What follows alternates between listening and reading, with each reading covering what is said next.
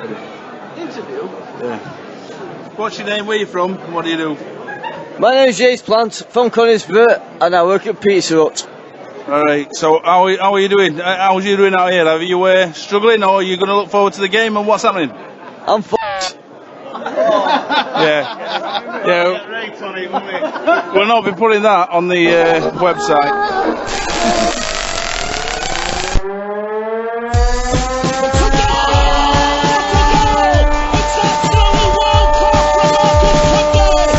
There's a chance here, a great save by Turner from McClare. Mike Cummings, a terrific goal by Sheridan. Brexman against Jones. Get in. You could have two goalkeepers in there with a double week saving that. Hello there, ladies and gentlemen, and a very warm welcome to the Wednesday week, month, quarter. Hello, and we're here. First of all, we have Monsieur Dan Fudge with us. Hello, Fudge, old boy. Hola, come sta? Actually, I've gone with hola, come sta. What's Italian? Buongiorno tutti, or something like that. I'm Italian now. I didn't know if you got the email. That's what's happening. How's it going, Lord H? You had a good summer? No, not too bad at all, thank you, old boy. You're quite the European, I believe. that is what they say, yeah. I must admit I've popped over to Spain myself in order to see Mr. Lord Newcamp. He's only a small chap. Beastie, how are you, old boy? Oh dear. Excuse me, I was just sucking on a grape. I do apologise. That's not a new catchphrase, by the way. Hashtag sucking on a grape. Only 2 minutes into the first podcast, our first hashtag of the season. No, I'm just grabbing a bit of snap before we settle down to this properly, that's all. Didn't you used to say that on Cracker Jack? Yeah. Oh, I could suck on a grape. Don't worry. And we must say, so we are missing Monsieur Eduardo this evening because he's at a birthday party, so I think he might be a little bit sway by now. But of course, we would like to apologise that we have been away. We all seem to have taken our holidays at separate times and trying to get each other together. But we're back now, and hopefully we shall be bringing the podcast as often as we possibly can. So, chaps, let's crack on. First things first. Clearly, we're not going to go through all the games that we've missed, because there has been one or two. We'll gloss over the month as a whole, if that's okay with you. Gloss over it. We'll gloss over the entire month. Beastie. I've got to tell you, I glossed over the first game, didn't I? I was a little bit drunk, and it all became just a blur anyway. So it was very funny. that one went out a window anyway. So I got wait a minute. The first two games, one of them Beastie can't remember. The second one was a League Cup fixture that none of us want to remember. Yeah.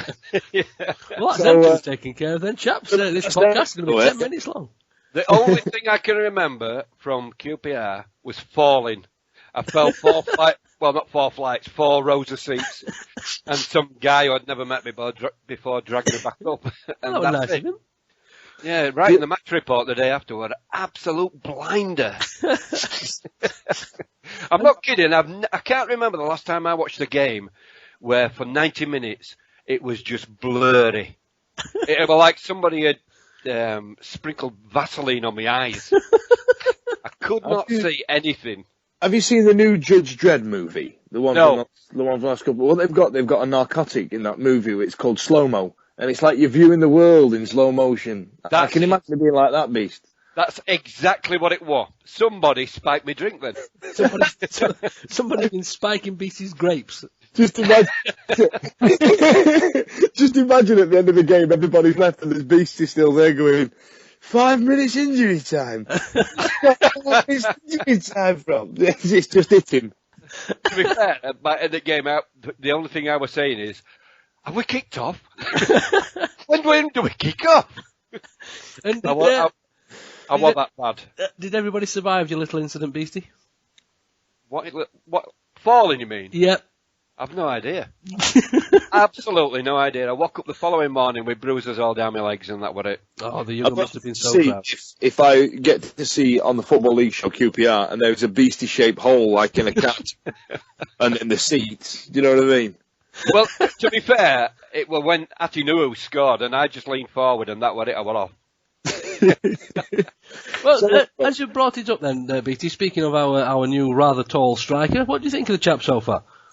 Well, you know me. I always play things straight down the middle, and I don't like to say things where I'm going to have to change my mind later on. Of course not. No, because at no point, Beastie, in the future you're going to have to retract that statement. It will not happen. Right? But let me tell you now. Us lot were slagging him off. Atinuhu is not another Rodri. This guy is a good guy. I like him a lot. But we've got to learn how to play to him, haven't we? We've got to learn how to fit him into our style of play. Don't get me wrong, at the moment, our style of play is pretty crap. So we need to up it and find a way of using him. Because he has got some good skill and he works hard, and I like that. I mean, I must admit, from what I've seen of the chap, I was expecting when we first signed to see a great big lumping ball up to the tall lad up front. But looking at what I've seen on Facebook of him playing for previous clubs and things, he looks pretty decent with his feet.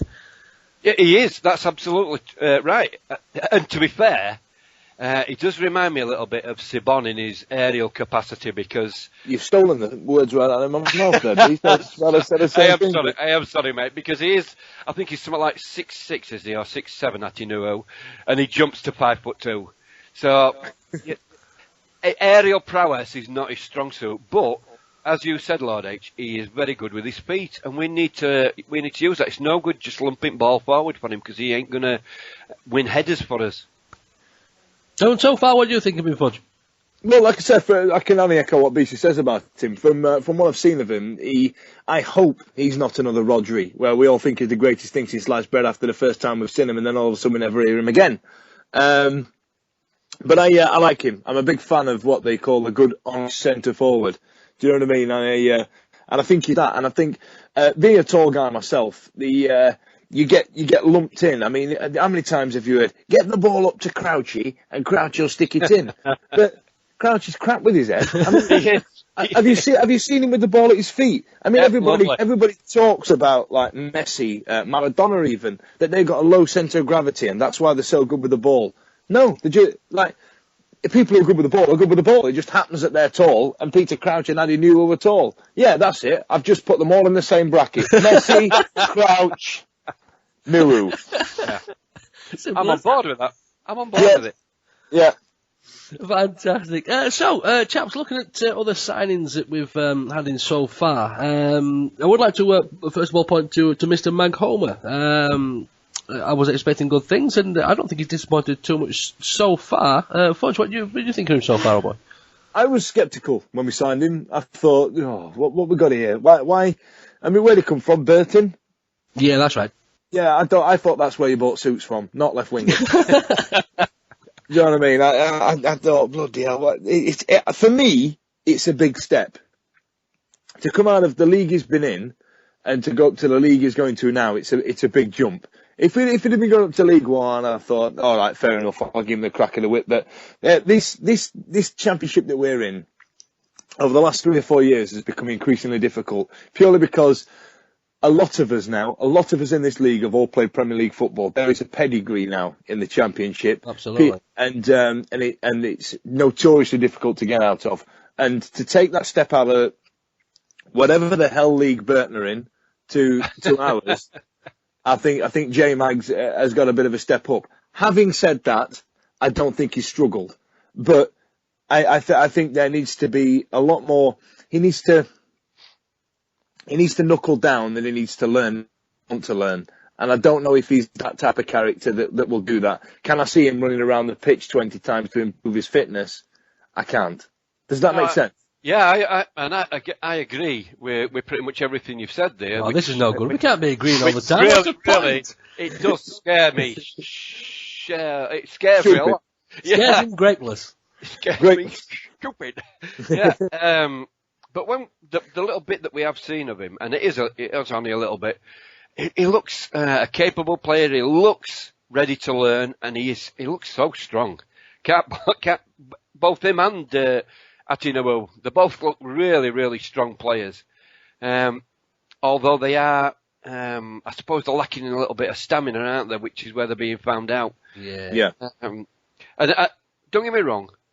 As much as we've said we like Atinuo, and I do like Magoma, but they aren't players that are going to get us on a run. They aren't players who are going to be an instant impact for us right now when we need them most. And we definitely need a proper centre forward who knows where the goals are. Everybody's been talking about Lita coming back. That'd be ideal. That'd be second in a heartbeat. Absolute heartbeat. But do you think it's going to happen? Well, Dave Jones, I think actually Sir Milan in the Star said that they tried to sign somebody on deadline day, and in my heart of hearts, I'm hoping it was Lita. Do you know what I mean? Because I feel that next week when the loan window opens, that we're going to get straight on that.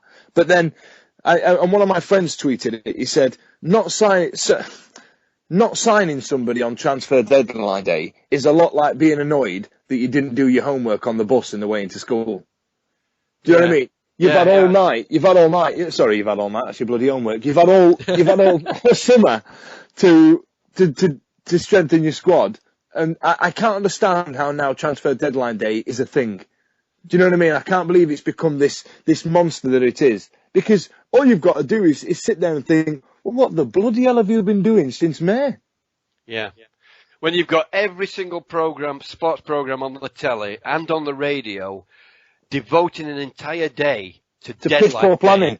To deadline day, yeah. To piss poor planning day. Yeah.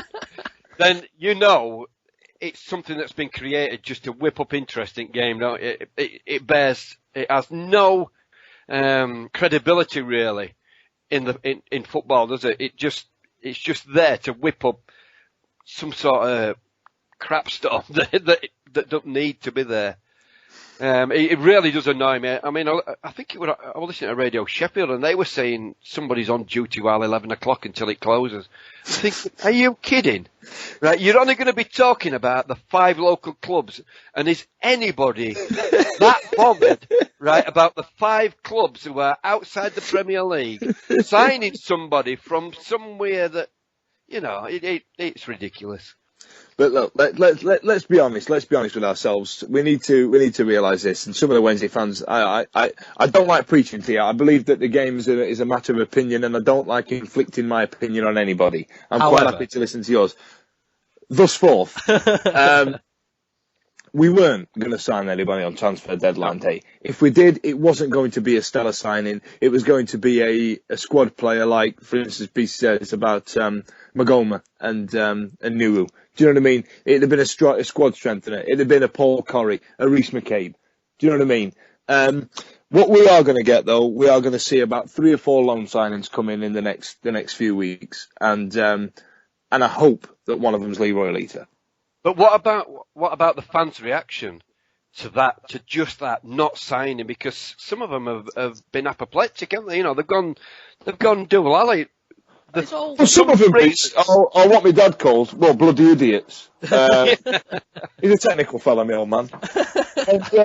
And I think, I don't know what they're expecting. Bear in mind, it's now 13 years since we've been out the top flight, and I think 4 of them we've spent in League One.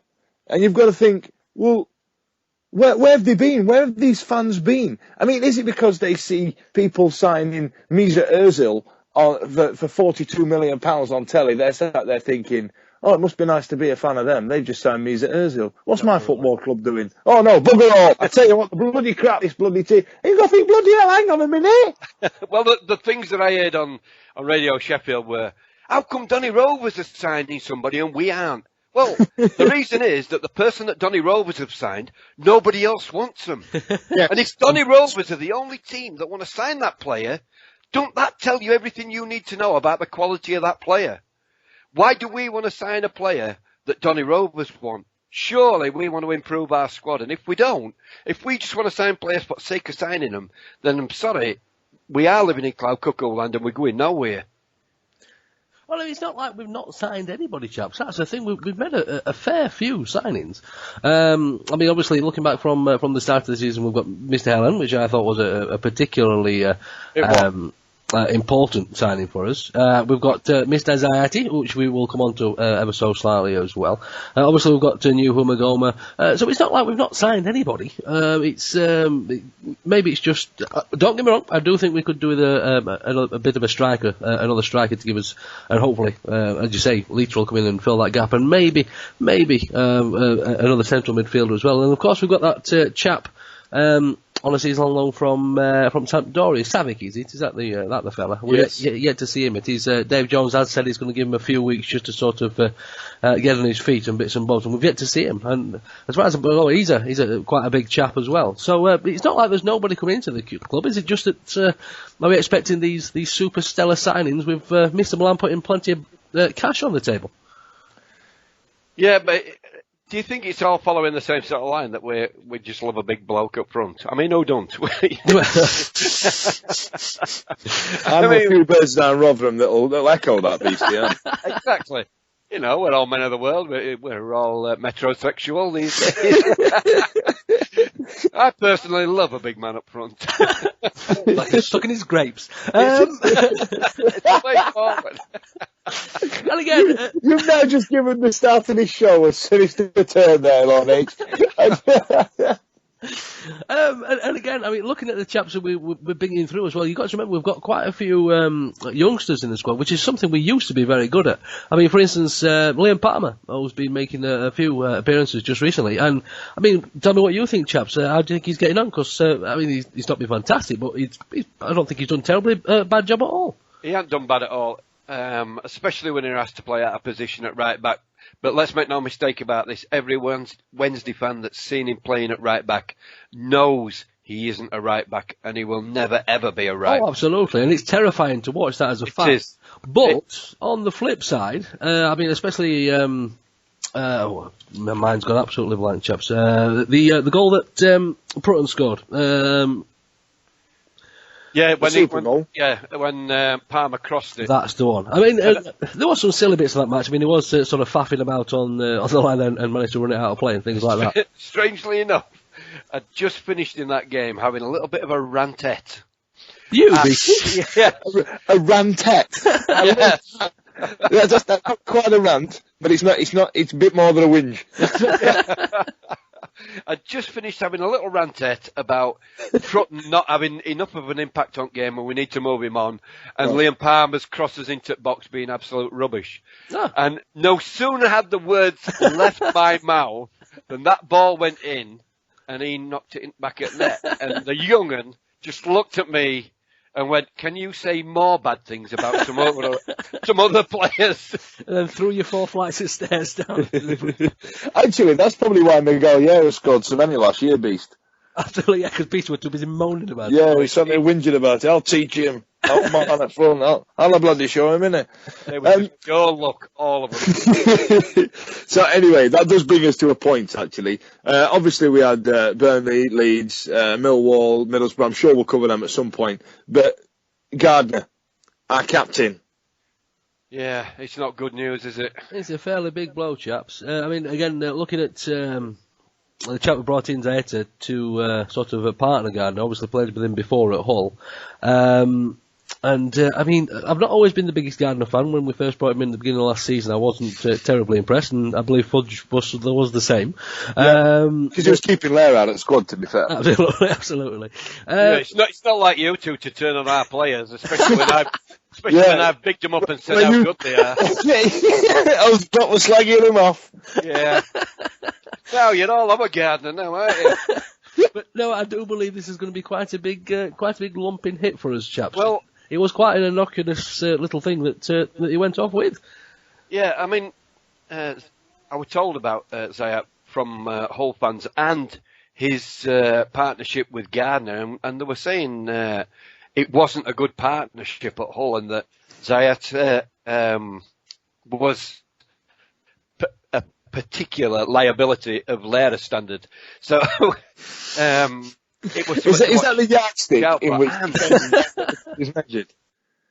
He does make some awful gaffes, but just like the Well, I was just about to say, just like Lucky Lera, he does manage to pop a couple in at the other end, which sort of offsets a little bit of the mistakes, but he is so scary at times when he's defending. And in that Middlesbrough game where Gardner got injured, all right, we looked dodgy at the back, but so did Middlesbrough. And during that first half, while Gardner was on the pitch, we looked to be coping with pretty much everything that Middlesbrough threw at us. And they've got some cracking players going forward, down both wings. You know, they've got Adoma now, and we'd have killed to have Adoma in our side, wouldn't we? Yeah. And on the other side, they've got George Friend. And those two attacking our defence were causing us all sorts of problems. But we kept them out, and we kept them out well in the first half. And then once Gardner went down, and I missed what happened, and I still haven't seen the replay of it, we just saw him down. We were still celebrating the goal. So when we saw him on the deck, your heart, misses a beat because you think, we can't do without him. He is that important to that defence. And in the second half, it showed just how much we missed him because we didn't have a leader on the pitch anymore. We didn't have somebody to marshal the defence like he's been doing. Well, you say that, Beast, but what about follow the Raider, follow the Raider? Yeah. We're all big fans of Raider, aren't we? And well, I'm gonna offer a counter argument here, Beast, and I wanted to put this on because I think where I was going when I mentioned the Gardner thing is that the replacements for Gardner are, I don't think they're good enough. I think everybody keep talking about how much we need a striker and how much we need a midfielder. I think we need an entire spine. I think we need a centre back. I think we need a midfielder. Both centre midfielders. I think we need an attacker and we need a ball winner. And I do think we need a striker. Yes, but I was going to talk about Raider Johnson. I think he's got a bit of Miguel Yera syndrome around him. No. Yeah, I believe, right, don't get me wrong, I think he's quite the talismanic player. I think that when he's on the pitch, he can G up our players quite well. I think he's got that. However, I think because he scores so many, I think we forgive him a lot of mistakes. No, I know that's one of the things that a lot of people aim at him, that he is a poor defender. And all right, he's not the best defender in the world, but he is capable of pulling out some absolutely stunning tackles, which save us time and time again. And, as you pointed out, he is talismanic and he scores a lot of crucial goals. Not just goals in games that we're winning comfortably, he scores winning goals. Yes. And he pops up when we need him most. And he had a hand in the goal at Middlesbrough. It was him that rose like a huge salmon at the heart of their defence, nodded it down, and there you go, Antonio wellied it in. But he was the one, and nobody else were anywhere near it. So what would you prefer then? Somebody who was a bit more adept at defending, or this talismanic person? Because I prefer, left back was always for me a key position, because I always thought that the right-footed players, there was so many right-footed players, and everybody wanted to play right wing or they wanted to play up front, and the left back had to be the steadiest position on the pitch when I was a kid at school. I know it's an odd thing to say, but it did. And I don't know. I think I'd rather prefer somebody who's just technically gifted rather than, again, a Carlton Palmer. What we've got now is we've got Mr. Helen on that side as well, who came to us as a left back. Yes. Now, of course, if Mr. Gardner's up and about, and obviously from what Beastie was talking about, Ellen's going to be taking the corners from that side anyway. But we have got this sort of option, shall we say, for anybody to run back, and we've got covering players there. But at the same time, obviously we've all seen JJ play right back before and do wonderful, wonderful things in the position.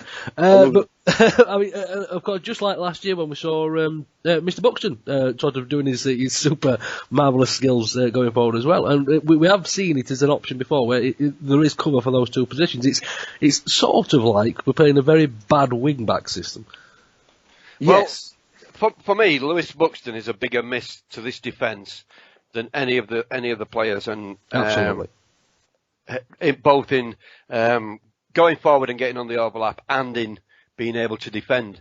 Now, and that were evident in that Leeds game. right? It was his first game back. It was just short of a little bit of fitness, so he was getting caught out a couple of times, but he recovered so well. And some of the tackles that he put in to get himself out of a mess and us were absolutely stunning. Now, we've lost him, and we've got the new lad in Jordan Spence to cover there. We're going to have to take it that he is up to standard. He looked all right at Middlesbrough. I don't have a problem with a left back, with either of them. If Rader's in there, I'm happy. If he's not, and Helan's going to drop back, I'm happy with that. There we are, Albert Fiore just outside the ground. We've got Planty. He's had a little accident. He's got his new pumps on, the blue ones that we saw earlier in the day. He's just thrown up all over the place, but we've been outside, we've seen our players come in. Who's your favourite player?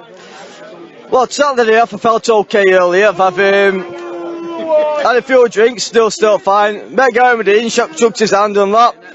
Went to a bar earlier on, had a few more drinks, and I've spewed upon me brand new pumps after losing to previous trainers. Yeah. So who's your favourite player? So who's your favourite player then? Favourite player? Yeah. No question. We go, so no, we will. What? Hang on, we'll redo that, lads. Right, we've just seen a load of players come up at coach. Who were your favourite player? Medine threw up played this one. He came off, shook everyone's hand. He was thought, oh, brilliant. Medine, Gary Medine. Gary Medine, happy days. So what's in store for tonight? After the game, we're going to watch the game. What we're going to be doing tonight? We're getting on the train. Choo-choo! It's either the gin and tonic or vodka and orange stream. And where's that drink going to go? At my mouth. All over my trainers. On my trainers. On my choo-choo trainers. Right, tune in for more Planty updates.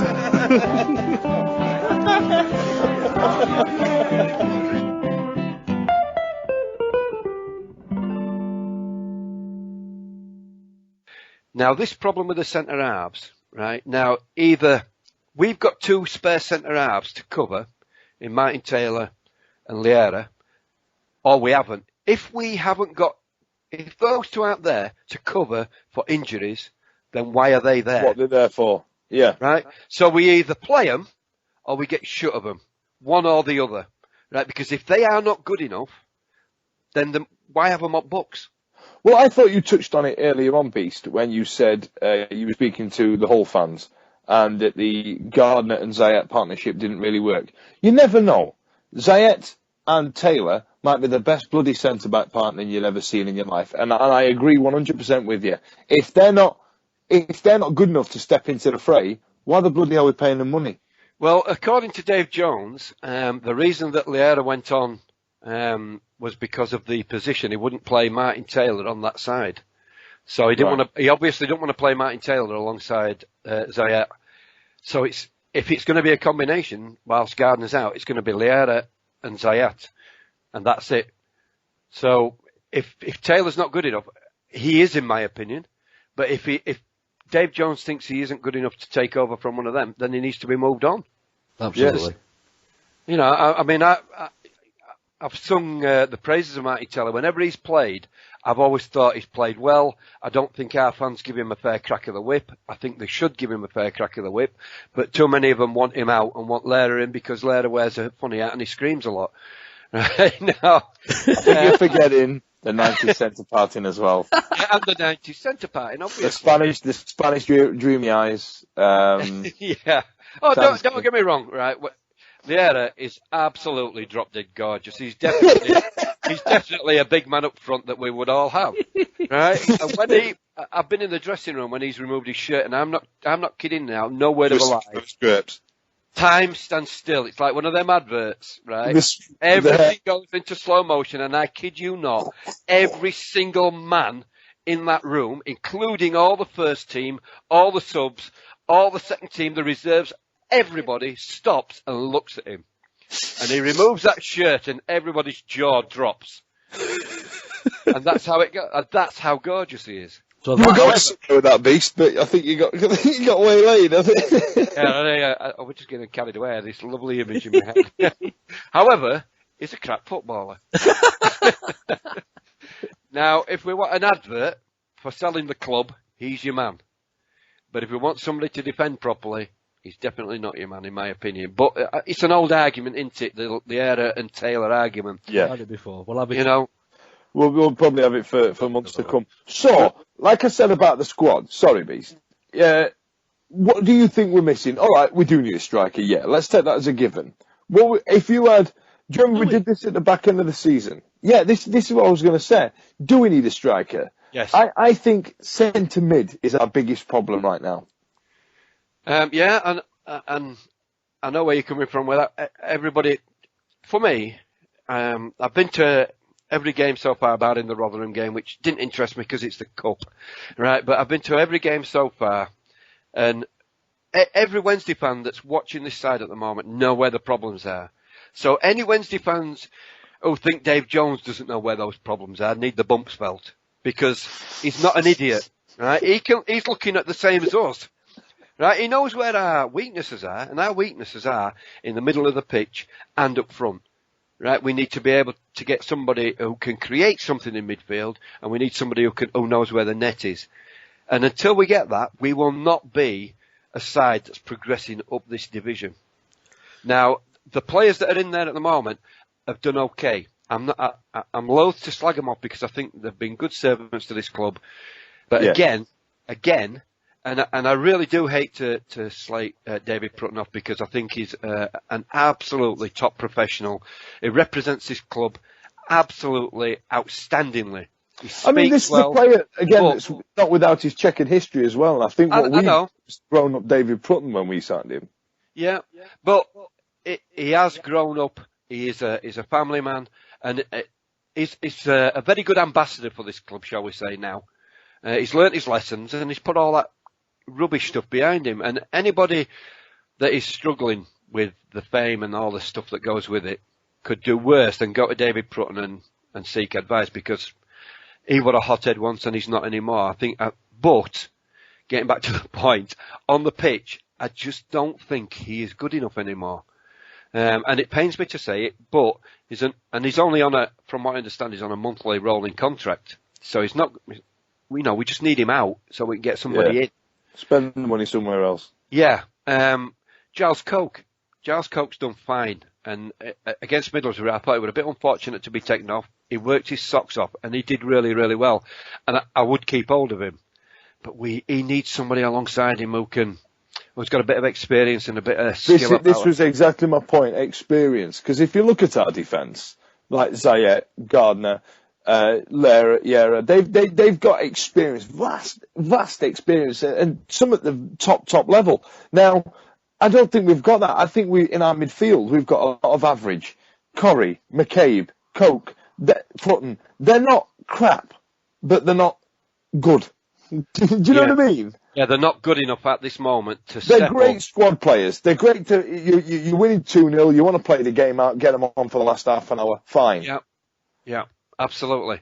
And I agree with that. And it winds me up a little bit, although I do understand the frustrations of Wednesday fans. We see these players and we think, great, the future's sorted, but we need them players in now. Well, we can't rush them players. Just because we're having a little bit of a dodgy patch, we cannot rush those players. We cannot suddenly think, right, let's throw his plan out of the window, right? We need them now. We've got to stick to that plan and get players in who will carry us through this patch, and then bring them along at the same rate. I know it's frustrating, and I know, we're all frustrated, aren't we? Especially having seen these games so far, where I think, and all right, I'm biased, and people say you need to wake up and stop being naive and blinkered and seeing it through rose-tinted glasses. Fine, I accept all of that, but in my opinion, we've deserved something from every single game that we've played.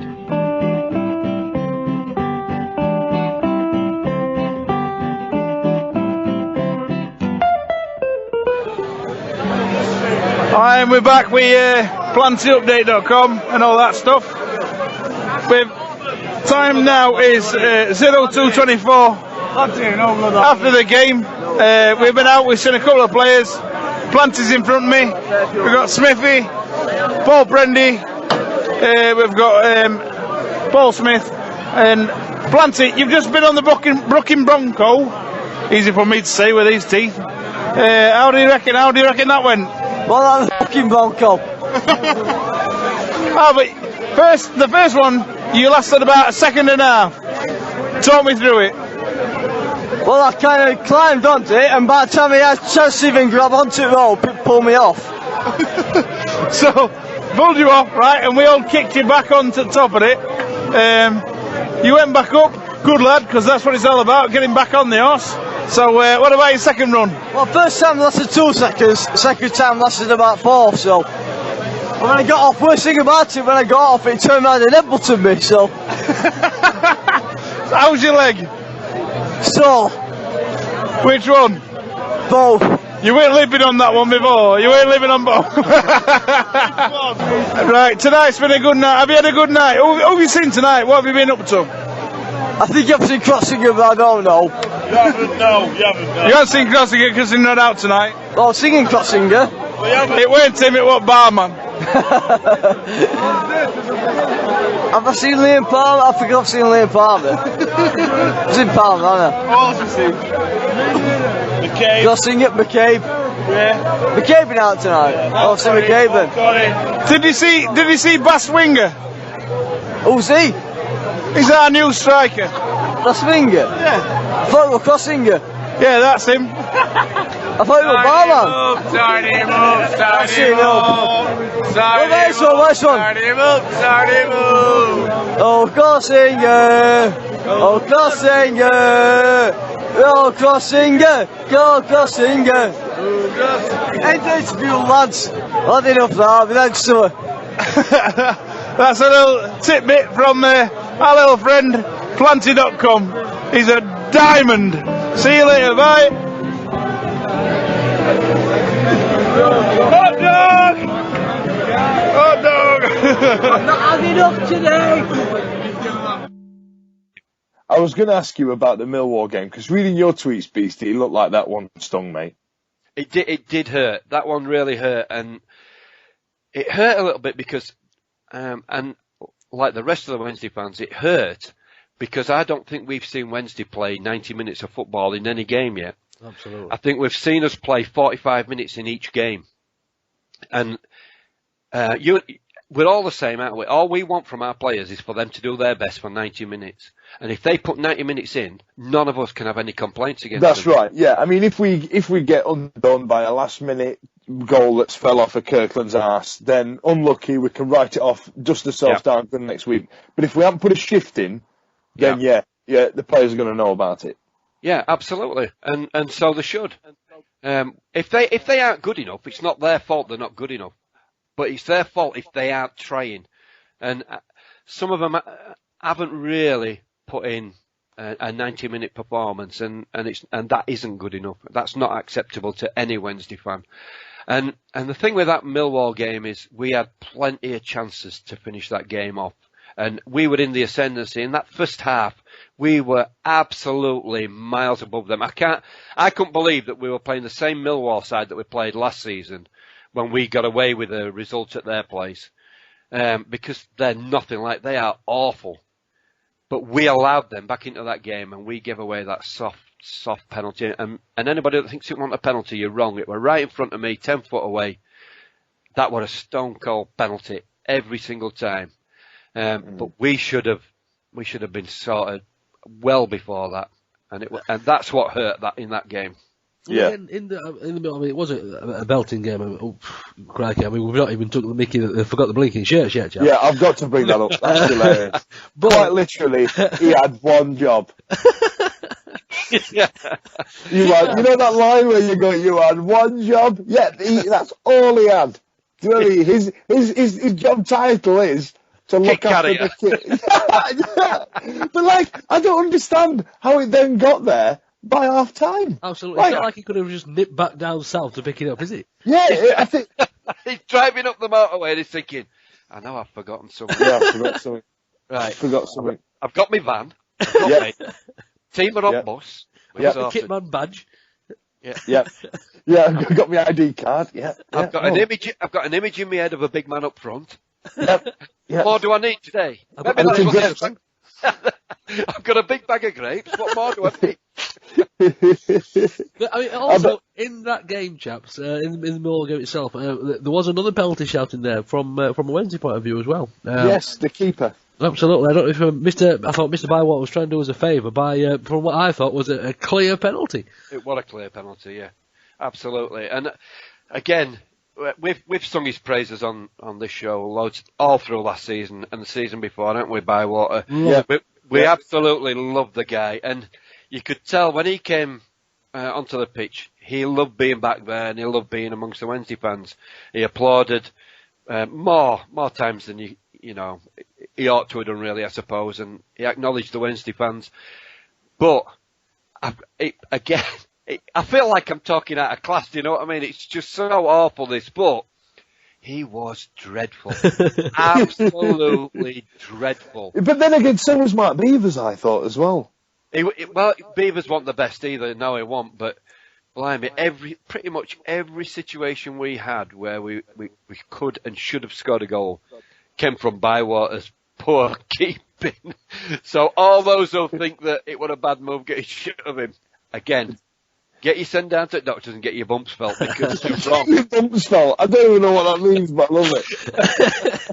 I'll tell you what though as well, because of the reception we gave to Bywater and acknowledging our fans, I'm going to have to retire the phrase "mad as a fish in petrol." I should use it in reference to Stephen Bywater. Can we just have a little moment for that phrase then, please? Go. Yeah. Can you play a little bit of sad music to wave it out?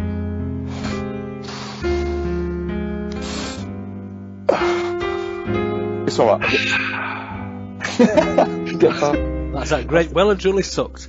I think what's like that. I've got just one more thing about the kit thing. I don't know why it entertained me so much, but for a club where the chairman is constantly bemoaning how much this club is costing him, why are we carrying around last year's bloody kit? Why have we still got it? Well, maybe they went into the shop and bought some cheap because they were like 2 for a tenner, weren't they? I did think that. I thought, I bet they've gone to the shop and I bet they were on sale and just raided sale rail. But didn't you think it would even worse that they played so bad in the first half in that kit and then came out in orange shirts in the second half and played a lot better? Why we only avoided relegation on last day of season because of that kit last year. Yeah, where did they get that kit from? Christ only knows. Well, do they have a backup kit carrying bloke whose job is to follow behind an hour later? Yes. So just in case. Well, if you look on the video feed, chaps, you'll be able to see one of the Millwall coaching staff just having a casual walk around the fans, measuring people up, and just basically stealing the kits. Because Christ only knows how they managed to get a kit there in that kind of time from down south. Unbelievable. Absolutely unbelievable. The only way is to have a spare man.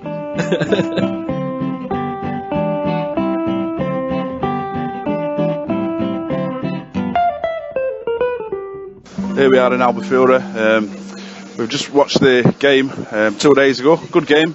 I've got Planty in front of me from Planty's updates. Planty, what did you think of the game of the day? Well, I've only just found out that it was a good game as I fell asleep. Good first half, good goal, and we're currently on round 4.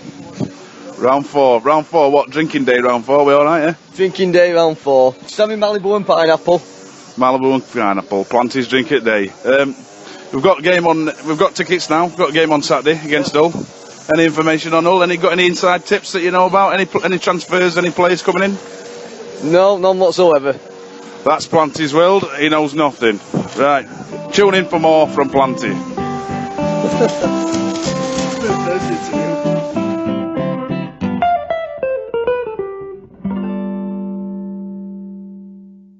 Now, while we're speaking about the kits, chaps, and obviously it is something that is we've spoken about recently. Obviously, we've got our nice new home kit and nice new away kit, and we've got our nice new sponsors on both. But one thing that is rather disappointing me at the moment is that regardless of what colour kit when we play away, the home team is wearing, we're still wearing our black kit.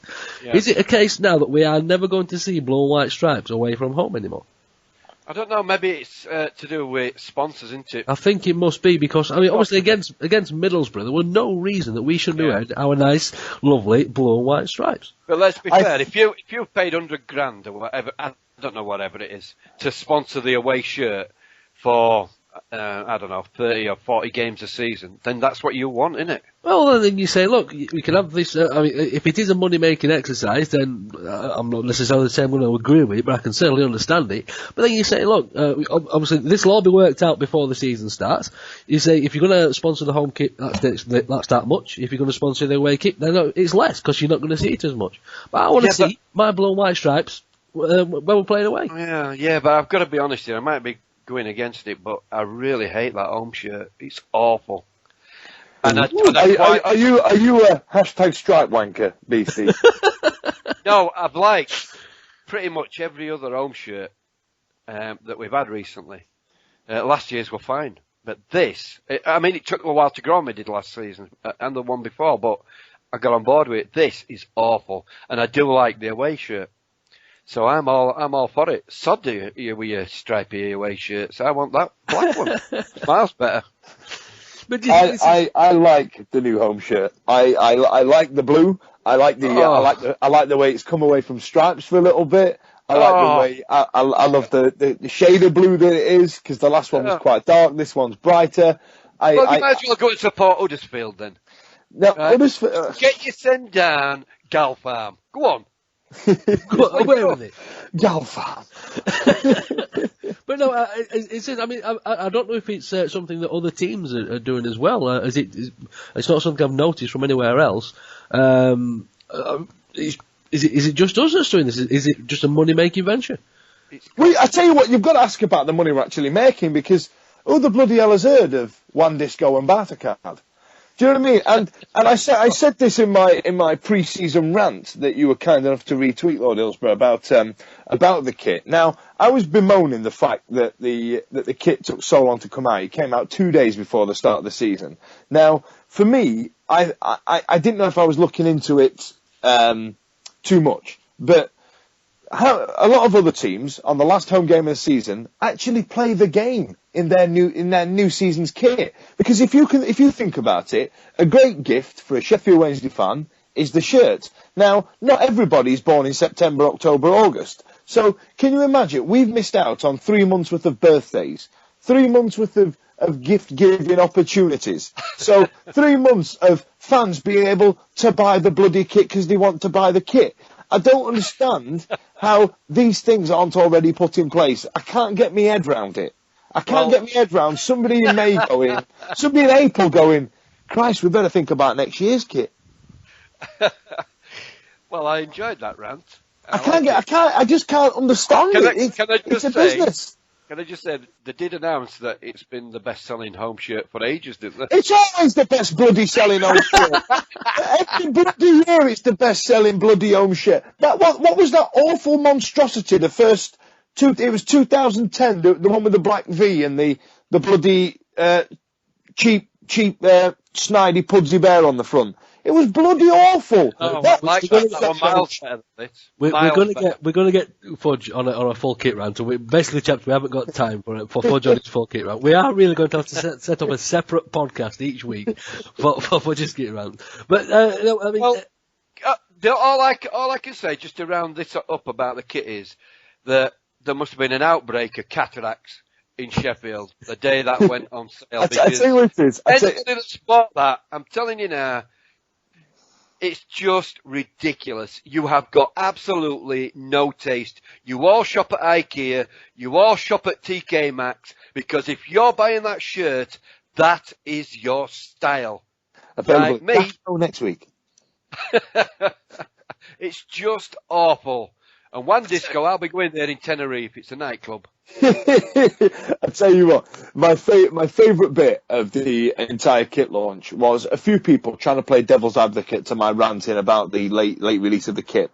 We're writing on there, genius marketing from Sheffield Wednesday to build up a desire for the kit and stuff like that. And then the first picture anybody saw of the new kit, the first thing released officially from the club about the new kit was 4 fat, overweight Sheffield blokes carrying tubas and drums. It was the Wednesday band. Yay! Can you think, honestly, that's like, I can't even tell you what that's like. I'm just trying to think of something worse than overweight, ugly Yorkshiremen. What about Hang on a minute. what hang on a about minute. Whoa. what about ugly, overweight, old Yorkshiremen? Because that's the only thing that I've got that you've missed off that list. Well, I'm going to say it's all well and good for young jet setter Fudge to be bemoaning all those fat old folk, but you've got to remember, Fudge, that it's for the common man. Not everybody's as beautiful as you. Exactly. It Some couldn't of have us, found any more common a man. some of us are just big boned, right? I've had a glandular problem for quite a while now. I can't help it. But then, surely though, I mean, come on, like, and I think somebody at the club realised and gone, Christ, the first picture of this kit we've got is of the Wednesday band. Oh Lord. Well, it's all done and dusted now, chaps. And as I say, it would be nice to see our lovely blue and white stripes. Well, regardless of what Beastie says, they can't generally see the kit when he's at the game anyway. But it would be very nice to see as well. 20 minutes into every game now, somebody come and turns me towards pitch. There you go, Mr. Beast. Yes, that's that one. Right then, chaps. So we've covered more or less the month, and we've covered what we think's wrong so far. But I mean, as Beastie said, I don't think we're too far away. We have been rather disappointed. We've thrown a few leads away. Obviously, it didn't start terribly well, but all in all, and there is some rather nasty views starting to fly about. I've noticed the Dave Jones out hashtag popping up every now and again. But all in all, I'm not too disappointed at the moment, chaps, because I can see it's there. It's just we need those final few touches. Yeah. Didn't somebody put up the stats that if we went on just the first half, we'd be in second by now? The second in the league. Right. But we have to, and I know we do this all the time, but people need to keep their feet on the ground. They need to stop worrying about promotion and stuff like that. All we are looking to do, mediocre mid-table finish for me. That would be a progression on everything that this club has been through in the last 2 years, and we need to keep a firm grip of the big picture, not just this first 4 or 5 games. You know, the next 4 games could be the opposite. We could win them. I mean, let's put a positive slant on this. We're unbeaten in 3. Right, so the next 4 we could win, and it shoots us up the table, and everybody starts talking different. I know it's a general football fan thing, but Wednesday fans seem to do it by the bucket load, don't they? We are the masters of knee-jerk reactions. You know, we love it. My favourite is fans whinging, and then the fans whinging about the other fans whinging. I love that. That's my favourite. Oh, I've just had a drink of that water. It tastes like it's got jizz in it or something. Stay tuned for more of that, folks. But anyway, yes, like you said, going forward, I think Yeovil is a big fixture for us now, and I need to say this to a few Wednesday fans because they will not know who the bloody hell Yeovil are. They will have not come across a team that plays in green, I don't think, before. But it's not that long ago since we played them in League One. But however, Championship Yeovil, Gary Johnson. Gary Johnson is a great manager in terms of getting teams fit. I don't know if you remember that season that Bristol City got to the playoff final. They didn't monster anybody. What they used to do is play beautiful passing football, and they could run 100 miles an hour for 100 minutes. Do you know what I mean? And that's pretty impressive. Oh yeah. I mean, God. I mean, you just do the stats. That's 60 mile an hour better than a terrorist. But yeah, that's what Gary Johnson have done. And this is what concerns me about it. Now, yes, Yeovil have just come up. Yes, they've lost against Reading at home. They've lost against Derby at home. They lost against Burnley. However, they still stuck 3 past Birmingham in the cup. They have a potential to upset it. So if we lose this game, this Yeovil game is not going to shape our season because we can't beat the team that's gone up. Do you know what I mean? Yeah, well, the other thing is he's returned to the team that is his heart and soul, hasn't he? Right, this is where he learnt his trade, really, isn't it? And then went on to bigger and better things. Only to return. It's a bit, Graham Taylor and Watford and, I forget. There's loads of managers that have like Howard Kendall, Walter Smith. Yeah, that sort of thing.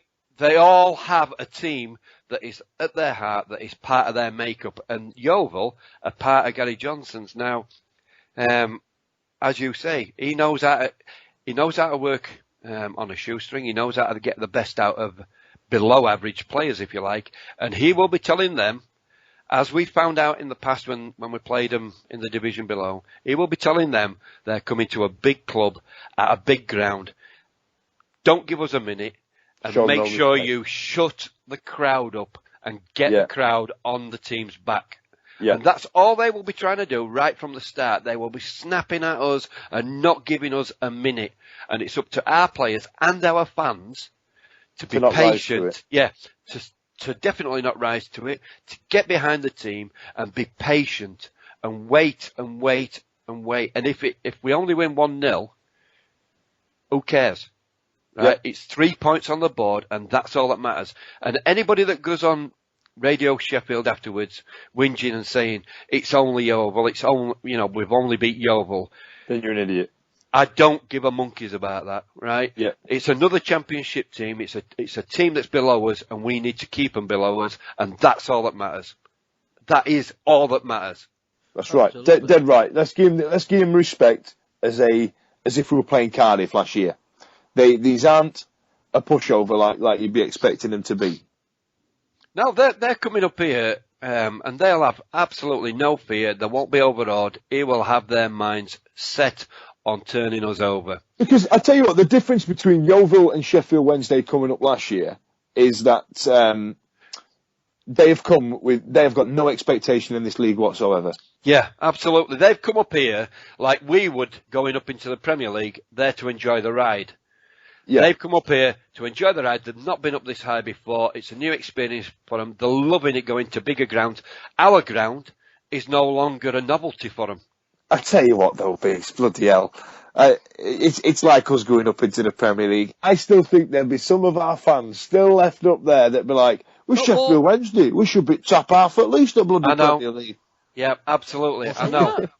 And I dare say amongst the 50-odd Yeovil fans, they'll have a couple as well. Who's this? It's only bloody Sheffield bloody Wednesday. Yeah. We're chuffing Yeovil town! Come on! I'm a Glover! Come on! I tell you what, I love that. I love that song where they go, da da da, and it's something FC, and then it goes, we're by far the greatest team. Well, it depends what part of your country from, but the world has ever seen. And if Yeovil Town sing that, I think it'll make my day.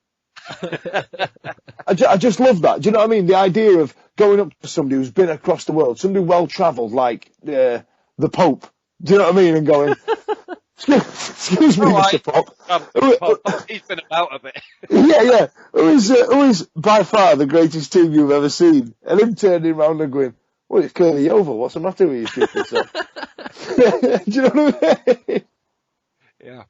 He talks like that as well, does Paul? Yeah, he does. I met him last week when I was in Italy.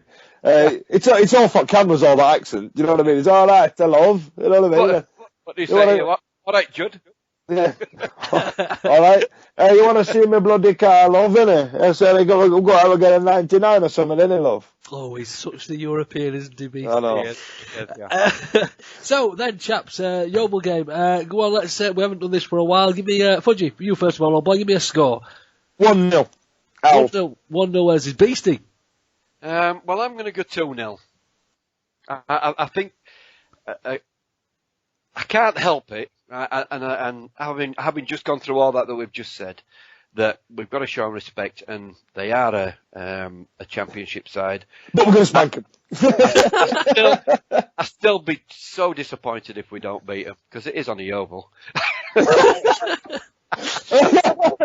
And then us lot, we're slagging them off, and then next week, when we've been battered 3-0, Beastie will be going, you lot were slagging them off, and I said we should have listened to him.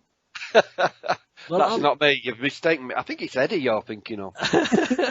I'm gonna go 3-1 Wednesdays and Yeovil to score first.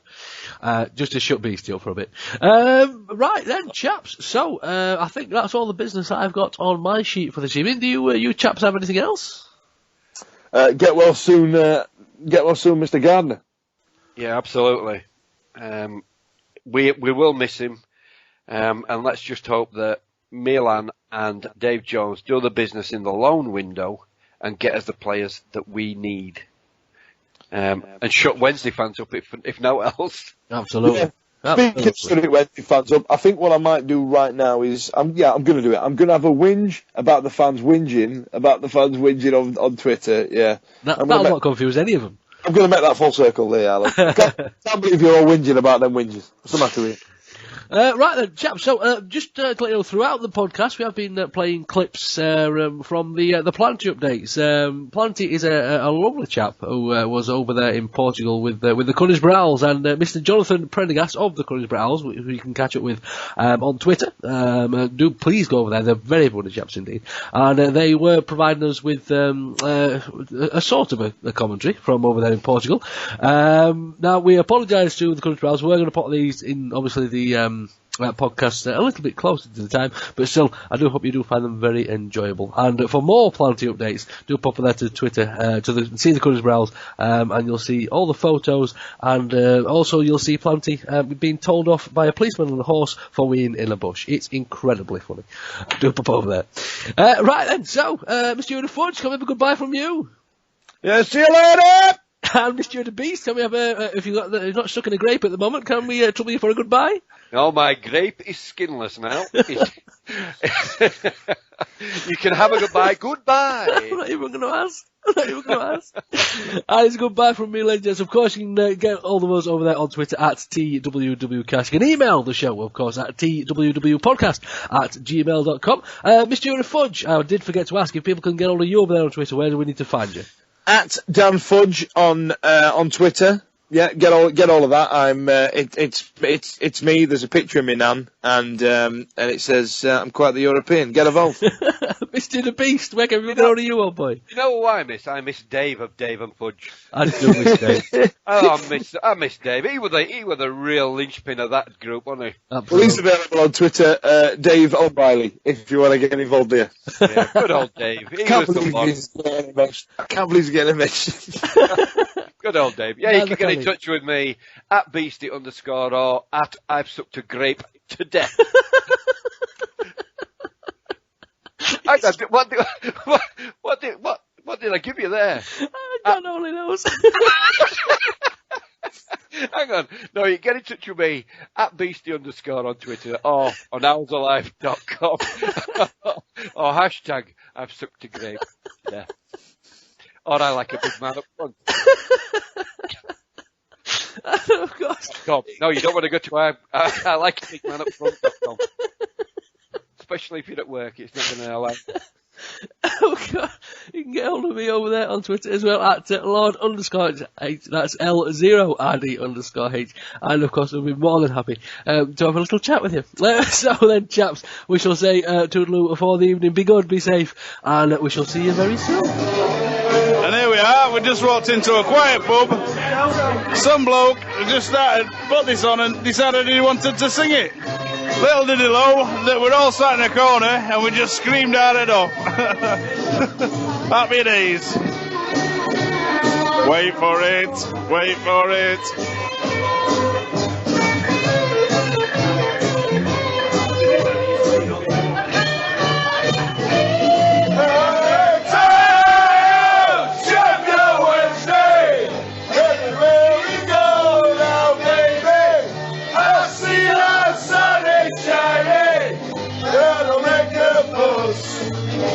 It's obvious. Oh, Sheffield Wednesday!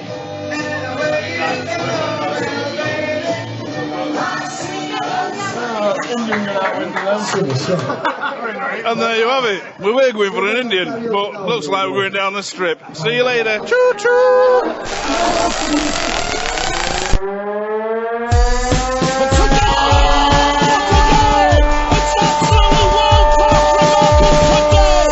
There's a chance here, a great save by Turner from McClare.